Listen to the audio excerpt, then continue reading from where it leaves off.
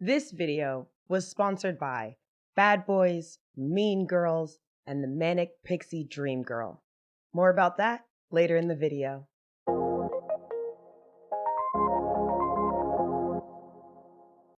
Welcome to Disruptive Philosophy. My name is Brittany, and this is another video in my series, Prime Alchemy, How Humans Work. This is going to be lesson 1E, and in this video, we're going to talk about the difference between stereotypes and archetypes. I've had to use numbers and letters to kind of organize all the different sections and parts within this curriculum course series because I'm an INTJ, and my SI is it's all the way at the bottom, which is memory. So that's just a little teaser. If you don't know what that means, don't worry. Stay and watch the videos. We're definitely going to get into some of that details in part 2, but we have to finish all the letters in part 1. Really important foundational information. And this is a curriculum or an educational series, so everything is labeled by lesson 1, and then the letter, and they're all in a playlist called Prime Alchemy, How Humans Work.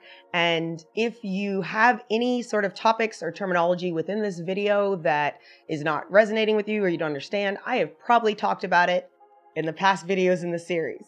The reason this is an educational series is because each video is building on the videos before it. In this series, we're going to be dealing with a multitude of different types of philosophy, a multitude of different types of psychology, different personality typing systems, different spirituality backgrounds, and we're kind of bringing them all together to really understand, and that I can't do in one video unless the video is going to be like 48 fucking hours long. And so in these series, I'm definitely going to encourage people to go back, check the playlist. I'm sure I've linked it in this little box up here, but go back, check the description, whatever, watch the other stuff.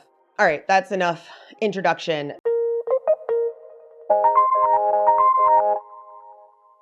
As someone who has taught multiple classes on communication and has found it very helpful to use this tool in my life, you will notice that in a lot of my videos, I like to define terminology. There are dictionary definitions of words, and then there also are cultural or community versions of those definitions, colloquial slang, that kind of thing.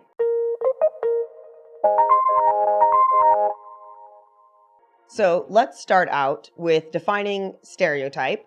We're going to start with the dictionary definition, and then we're going to define a little bit more and see how it's actually applied in the real world. Stereotypes, a widely held but fixed and oversimplified image or idea of a particular type of person or thing. An often unfair and untrue belief that many people have about other people or things with a particular characteristic. To believe unfairly that all people or things with a particular characteristic are the same. To repeat without variation. Make hackneyed. Hackneyed. Hackneyed. That's a weird word. I wonder what that word means. Hackneyed. Lacking significance through having been overused. Oh, now I know what that... Oh man, I have absolutely been pronouncing that word incorrectly for most of my life. And that's probably where a hack comes from. Oh, fun. See how much fun it is to look up words that you maybe don't for sure know the meaning? Let's continue. Stereotypes. Something conforming to a fixed or general pattern, especially a standardized mental picture that is held in common by members of a group and that represents an oversimplified opinion, prejudiced attitude, or uncritical judgment. Stereotypes are often used as a quick way to judge whether we will find belonging or othering with the person that we are meeting, introducing, or talking to. I have a video on belonging and othering. It's actually not in this series, but it is on this page. It is called Belonging and Othering. Please go check it out if you need to understand that concept a little bit deeper. The problem with stereotypes is that oftentimes these shortcuts we take to be able to classify, categorize, label people, or see whether we can find othering or belonging is we tend to do them unconsciously. We gain stereotypical beliefs through our parents, through how we are raised, through trauma or experience we have in our life, or lack of experience we have in our life. And so oftentimes these stereotypes or prejudgments will come from a place that is unconscious, that we're not necessarily sure why we necessarily believe that. Stereotypes are preconceived ideas and simplistic images that influence the way that we see people, the way we treat people, or even the way we perceive people. By stereotyping people, we set limitations on who that person can be, and we put them into boxes of expectations of how they're going to behave or what their value system may be. Oftentimes, stereotypes are wrong. The stereotypes don't fit a majority of people in that identity category. And by projecting stereotypes on other people, we end up not allowing that person to be their true selves. We kind of cancel who the self of that person is, right? We then assume that they are this archetype, mean girl, whatever else, and we don't give empathy or space for the fact that they're like a whole individual that isn't stuck to this one negative stereotype, or that they can grow or change, or the fact that mean girl is literally a stereotype from movies. Meaning we use it to describe people, but it's not really fair, and it isn't like a natural archetype that comes organically or naturally from inside. Stereotypes kind of come from outside. Stereotypes can have an undesirable effect on the development of self or the psyche. I mentioned this before in my documentary about how America hates children, but one of the stereotypes I grew up with, because I was adopted and raised by white people, was the stereotype that the only talents and skills that Black people have are singing, dancing, and sports. And just in case any of you are watching, didn't know, that's not true. Black people have a lot of other talents. Many of our talents actually created whole industries that we don't have any power or autonomy or money in at this point in our history. But yeah, what the fuck do y'all think slaves were doing? Most of the work. But that stereotype growing up, pushed on me by my white adopted parents, absolutely affected how I viewed myself as an adult, the capabilities or capacity I had to do things outside of these 3 genres. I will add 2 other genres that a lot of people don't like to talk about, but there's also stereotypes that Black women in particular are sex workers or strippers. And given that I was one, sometimes it's really hard to take that negative stereotype out of your psyche. I have, though. I have no problem admitting. You can check out my other channel where I talk about more adult sexy things and kink. It's called the MP Experience, just in case you're new to here. That's another aspect of me. That's my femdom archetype. You can go check that out in the MP Experience. But I don't edit that part of my life out of any other parts of my content online, because that is who I am. And the whole point of this channel is to help people authentically be themselves confidently in any environment.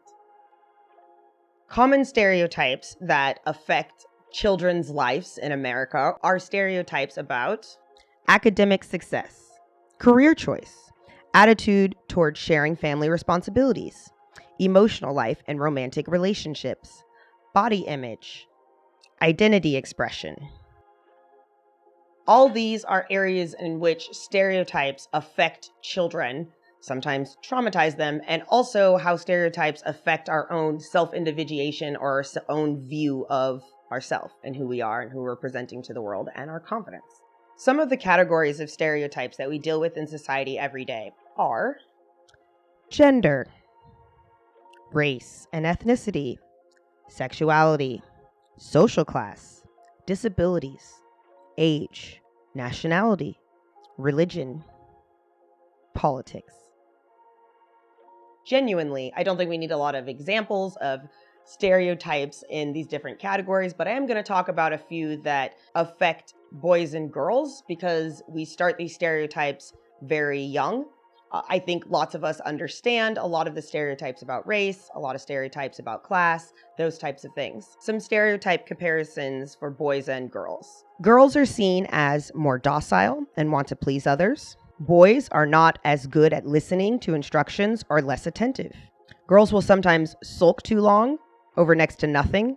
It's probably not nothing, it's their emotions. Conflicts between boys are easier to resolve and less dramatic. I don't know. It depends on how dramatic physical violence is. Girls are quieter and more patient. Not this girl. Boys take up more room and are constantly moving. If stereotypes are true, I may have needed to be born a boy. Girls are more manipulative. They toy with people's feelings. They are more prideful than boys. Interactions between boys are more direct and violent. Both men and women can be incredibly manipulative, and men toy with people's feelings as well. And we'll get into more in this series about where these stereotypes are actually coming from, because they are actually coming from people's perceptions of groups of personality archetypes. We'll get more into that later. Girls are interested in fashion, the arts. Boys like video games and sports. Girls are more fragile. Boys don't cry. So I think we get the idea. A lot of these stereotypes we are currently fighting in our current society with the current feminist identity movement, and we are seeing the results of these types of stereotypes and how they affect us with our trauma, how we've been teased, bullies in school, and how we see ourselves and also how we present to the world. In social psychology, a stereotype is a fixed, overgeneralized belief about a particular group or a class of people. I think one of the reasons why we use stereotypes, and in some of my research, they even called it an advantage, and I don't necessarily agree, because I think stereotypes are definitely like a negative, right? I don't think there are positive stereotypes. Mainly, I don't think you can generalize people that much. That's why I like to use archetypes, which we're going to get to here in the next section. One of the reasons why we use stereotypes, like I mentioned before, is so that we can categorize people very quickly and very easily without having to deeply get to know that person, ask that person questions, have a conversation with that person. We can see someone walk in and you see me, a Black person that is, born female, dressed a little mask in all black, right? Black eyeliner. I think you're going to assume I'm a little alternative. You may have assumed I was raised by white people, depending on what I'm wearing. All those assumptions would not tell you anything about who I am. They wouldn't tell you about any of my past traumas. They wouldn't tell you that I, love Nirvana, or that I also love Beyonce, or that, my experience in my childhood, right? They wouldn't tell you that. So then you're not getting a full picture of me. And then also all of your judgments about me are going to be based on those stereotypes, which is incredibly destructive and toxic. Stereotypes lead to social categorization, which is one of the reasons for prejudiced attitudes, a them versus us mentality, which leads to in-groups and out-groups. In-groups and out-groups are the same concept I was talking about earlier about belonging and othering. Every human being wants to belong. They want to belong to a group, to a community, to a tribe, to something. And every human being also wants to be an individual within that belonging. In an ideal society where we are more healthy, we would come together around belonging and wouldn't be as focused on othering. Every human wants to belong, okay? So if you're watching this and you're like, I don't need that, you're wrong. It's in your genetic DNA fucking code. We need other human beings. Fuck stoicism. I'm just kidding. There are a lot of very productive concepts and ideas in stoicism, and we will talk about some of them in this series. It's just that, you need people. We're all alienated because of capitalism, and you need people. You need people for love. How it works.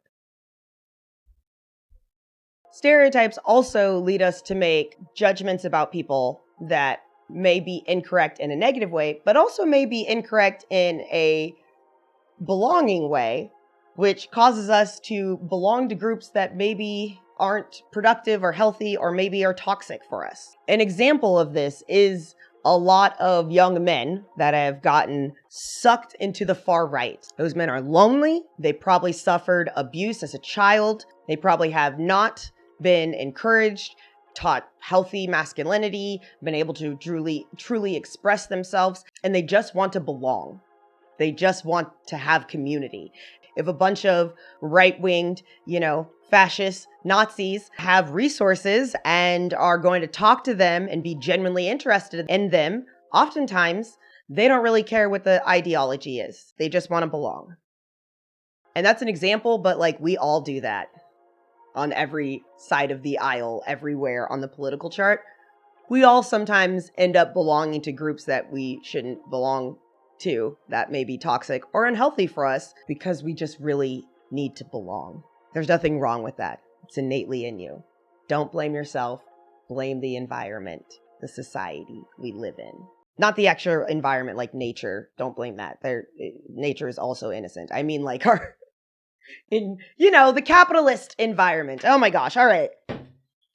Title card.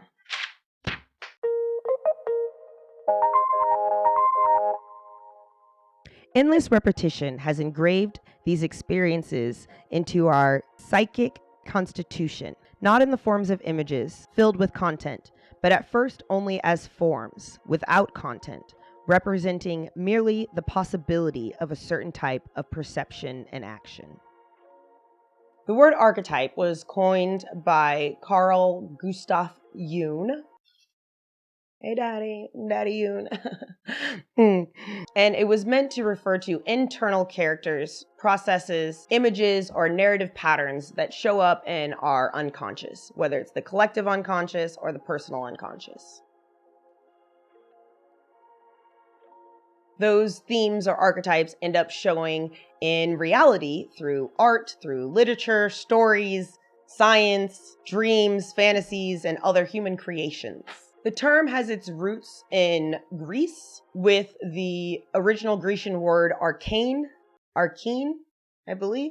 I don't know. Put the word up so they can see it. So correct me in the comments. Arcane, which means original or OG, or typos, which means pattern, model, or type. The combined meaning, arcane, typos, meaning original pattern. The original pattern, or the archetype, is similar to like the prime version of a clone.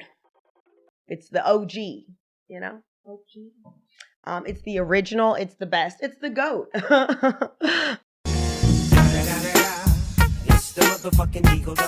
Hence one reason why this series is called Prime Alchemy. We are talking about the alchemic process for our prime archetype as a human in this. And so, yeah, that's where the name came from, in case you're curious. Added that in there. Wasn't in the script.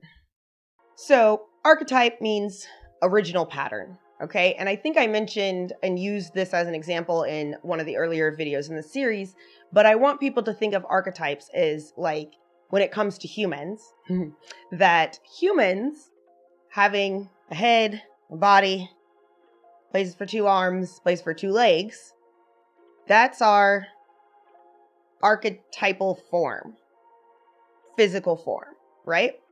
And as we get into personality types, the types that we are talking about, like a personality typing system, right? Type is just been shortened and it should be archetype.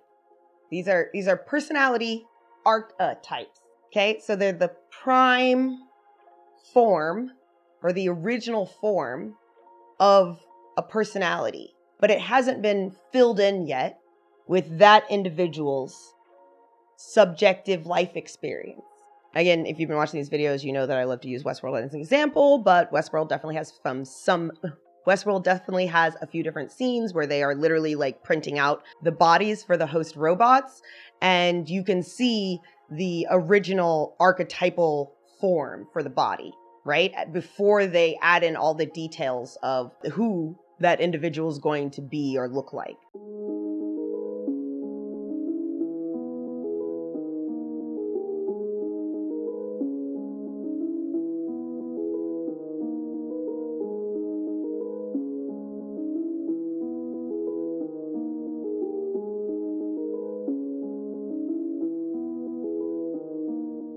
Ask questions in the comments if you have, or give ideas if you feel like there's better ways I can explain this, because I'm trying to explain it in a way where people understand and accept this new viewpoint of thinking, but I am not perfect. So there are primordial archetypes and there are also universal archetypes. Primordial archetypes. That is, we as individuals have these archetypal images ingrained in our understanding even before we are born. I've used the example before of mothers and how babies, before they can speak the word mother, they know the word mother, they understand the concept, philosophy of a mother, they've been able to deconstruct what a mother is. They need a mother, right? And they don't know any of those things, but they do know that's mom and that's where I'm safe. And that knowledge is from our collective unconscious and is the knowledge of the caregiver or mother archetype. Archetypes are present in all humans, in our species. There are current studies going on, and there have been quite a few books written about how there is evidence that these archetypes are passed through DNA and are definitely passed through our collective unconscious. And we can see traces of them in our art, in our literature, in our music, and lots of things that we experience in the real world as humans. We can also see them in our attitudes and behaviors. I have a Captain Save-A-Ho complex. I do, which is basically a hero archetype that is unfortunately in a hero complex, which is a toxic space. We've talked about complexes before. So you might see my archetypal Captain Save-A-Ho primordial archetype. You may see the behaviors of that come out when I am in a group and I hear a sob story from somebody that needs help. And all of a sudden I'm trying to fix it. And, well, where do you live? Well, I could pick you up. Well, what if we did this? Well, I know this person that I'm that. Or you could just come live with me. I'm that person. And I haven't actually thought about is that going to work for me? Or are we overextending ourselves because our hero archetype is unhealthy and it's in a Captain Save-A-Ho complex? That's my own personal example. We're going to get more into that later in the series. We're definitely going to dive deeper into archetypes because we're going to go through all the different archetypes, and we're going to also talk about when they get toxic, what they look like when they're complexes. We've got to remember, we're building, and we're building. Are we building? It's foreplay. There's going to be an orgasm of self-individuation along this process. This is the philosophical foreplay, okay? Oh, goodness. All right, we are definitely getting age restricted on this one. Jung treated archetypes as psychological organs, analogous to physical ones, in that both are morphological. I think I said that right. All right, I have my script, and this sentence is a little rough, and I can't seem to memorize it and then say it directly into the camera, so I'm just gonna read it, okay? Just breaking the fourth wall, okay? Shit, this is what it is. This is being a creator, okay? Jung treated the archetypes as psychological organs, analogous to physical ones in that both are morphological contrasts that arose through evolution. And I know, we're probably a few of those words. We may not know what they mean, so let's put them up on the screen. Let's define them. Define them. Screen. Psychological. Of, affecting, or arising in the mind, related to the mental and emotional state of a person. Morphological. Relating to the form or structure of things, relating to the branch of biology that deals with the form of living organisms and with relationship between their structures. Basically, what this is saying is that just like our physical bodies have evolved through tens of thousands of years of human evolution, so has our psychological minds.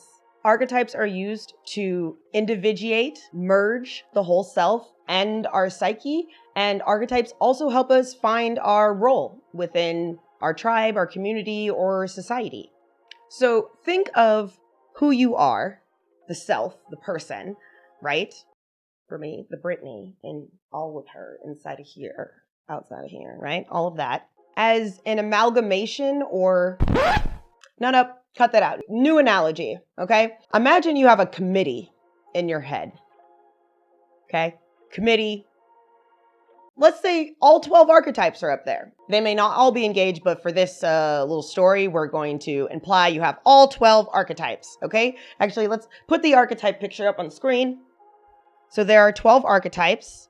There are many more than 12 archetypes. These are the 12 most common that are talked about and used in society and that we see in behaviors and within psychology. And so those are the ones we are going to use, and we'll dive deeper into some of the not as well talked about archetypes when we get deeper into archetypes later in the series. So you have the outlaw, the magician, the hero, the lover, the jester, the everyman, the caregiver, the ruler, the creator, the innocent, the sage, and the explorer.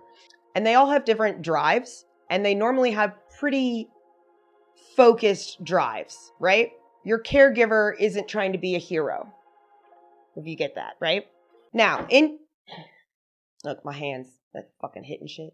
So in your inner world, in your psyche, in your, that abstract place where your personality is held, you have all 12 of these archetypes like in a conference room. Okay. And when you need to make life decisions, or you get triggered, or you're doing art, these archetypes move around and share dominance, we'll call it, priority. If you're a mother and that's the place where you are most of the time during the day, during your life, or that's the season you are in, then your caregiver archetype may be the predominant archetype that you are expressing through your behavior most of the time. Now, that doesn't mean you're going to look like every other mother, because your caregiver archetype is just the form, right? And it has to be filled in with your subjective life experience, which is how we get different types of moms, right? But it's also working together with probably a few other archetypes, since all 12 are there. It may be working with the creator and the everyman, right? And those three together are how you kind of present, or how your personality is towards raising your children. Everyone has the ability to access these different archetypal forms within your inner psyche to develop the self. Unfortunately, oftentimes these archetypal forms do have to be initiated. So I will use the caregiver mother archetype as an example again. If you are someone who had maybe a toxic or abusive or narcissistic mother, there is a good chance that that mother archetype that was looking to be initiated within you, that caregiver archetype, because it also worked for men, for being a father, has not been initiated in you. And so you may not desire motherhood. You may be triggered by children. You may think children are stupid, or people who have children, or your friends that turn out that they want to be mothers. You may think that's stupid. Or you may be like me and think that anyone that was having kids in the last 10 years and knows about climate change is just a selfish fucking piece of shit. And then I have to eat my words because now I've decided to have kids with my fiance. Look, I got in this healing work. And I started working with some of my trauma, and I realized that like my childhood trauma has just made kids triggering to me, and I actually do love children and want to be a mother. So there you go. Look, it's part of the individuation process. You got to be ready to eat some of your motherfucking words. You're definitely going to have to do that. Yeah. So our core identity is basically created out of all the different archetypes, how they're initiated, and your like subjective influence and experience that you've put in that archetype. And different versions of them together come out, and that helps make our core identity. And this is something humans have been doing for over 10,000 years. And the data and information about these different archetypes is stored in our inner psyche, or our consciousness, or our unconsciousness, or the collective unconscious. An example I'm pretty sure everyone has experienced is we've all had a dream at some point. I think there's maybe a small percentage of people that may have a medical condition which doesn't allow them to dream, but most of us have experienced a dream before, and most of us have actually seen one of these archetypes in our dream. Okay, I'm going to use the example of the ruler archetype because this archetype looks like a king, a queen. It can also look like the president, a boss, right? The most in power person at school. The archetypes that you may see in your dreams or active imagination sessions, which we'll get into later, are going to be imprinted with your subjective imagery. If a ruler archetype to me looks like Mufasa from The Lion King, Then when I'm, going through my dreams and analyzing what my psyche is trying to tell me, I need to remember, I saw Mufasa in my dreams. And that means that that's probably a ruler, because that's my subjective symbol for a ruler. And that archetype means this. And then we can start translating what your psyche is trying to tell you through your dream. We can also start seeing when these complexes are either not initiated or they are not fully developed to their full capacity, and they become toxic complexes. Now, unfortunately, when they do that, they become very unconscious. We're very unconscious of them, and they like to lash out unconsciously. We end up having moments where we have to look back and be like, that wasn't me. That was not me. I did not do that. That wasn't me. And you're right. It wasn't you. It did come out of your body, but it wasn't the self-individuated you. It was the repressed archetype complex. Okay. Title screen.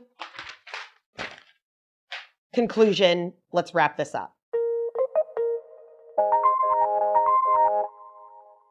Stereotypes were created from our outer world, from capitalism and from society and peer pressure and oppression and power seeking and clout chasing. Stereotypes are from the outer world.